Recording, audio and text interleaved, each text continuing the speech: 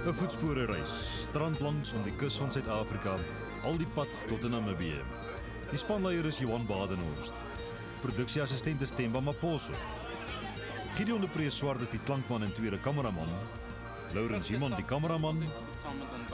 Ray Jansen van Rensburg die fotograaf en 4x4 spesialis en Daan Hamman is die kameraassistent en tegnikus. Dit is die Voetspore span. Dit is nou week 3 van ons reis. Ons is aan die suidekant van KwaZulu-Natal.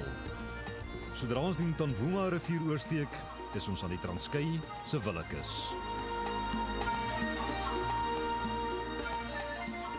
Maar eers was daar die toring van die North Sand Bluff